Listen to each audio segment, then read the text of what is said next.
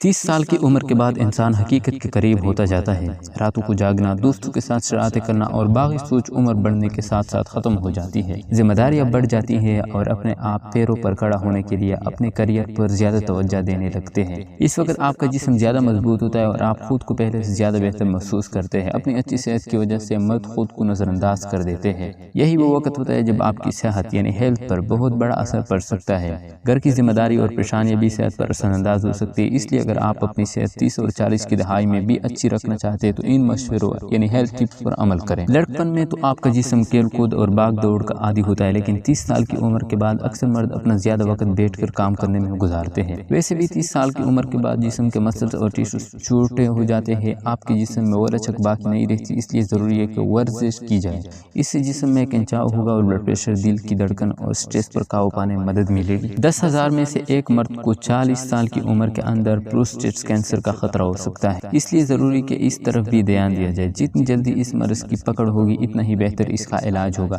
اگر یہ علامات دیکھیں تو ڈاکٹر سے ضرور رابطہ کریں۔ پیشاب یا انزال کا وقت درد ہونا، خون آنا، خاص طور پر رات کو پیشاب زیادہ آنا، پیشاب خارج کرنے اور روکنے میں تکلیف ہونا۔ 30 سال کی عمر کے بعد جسم میں چربی کا اضافہ زیادہ آسانی سے ہوتا ہے۔ 30 سال کی عمر کے بعد جسم کے استعمال میں ہر سال 12 کیلوریز کی کمی ہو جاتی ہے، اس لیے ضروری کہ آپ اپنی غذا کو مناسب رکھیں۔ اس کے لیے آپ کو اپنی پسند کی چیزیں چھوڑنا تو نہیں پڑے گی، لیکن کم ضرور کرنا پڑے گی۔ تحقیق کے مطابق 30 سال کی عمر کے بعد ہر سال ٹیسٹوسٹیرون لیول 1% کم ہوتا ہے۔ آپ میں بھی یہ لیول کم ہو سکتا ہے، لہٰذا اگر ان علامات کا سامنا ہو تو ڈاکٹر سے رابطہ کریں۔ خود اعتمادی میں کمی، بے خوابی اور ڈپریشن، قوت میں کمی اور بیزاری، جنسی طاقت میں کمی۔ اگر آپ میں یہ علامات ظاہر ہو تو فوری طور پر بلڈ ٹیسٹ کریں اور ڈاکٹر سے رابطہ کریں۔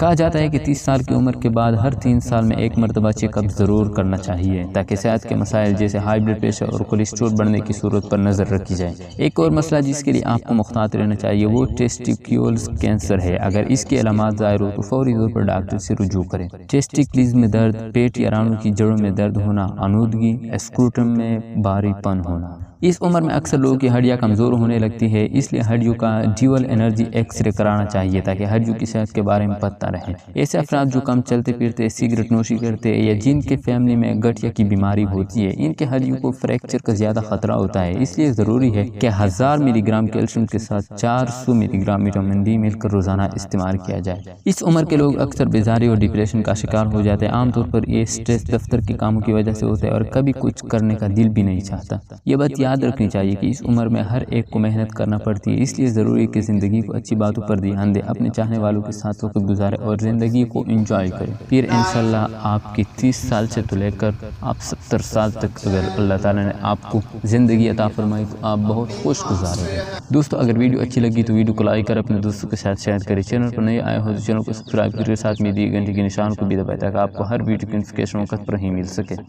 ملتے ہیں کسی نیکسٹ ویڈیو میں، تب تک کے لیے اللہ حافظ۔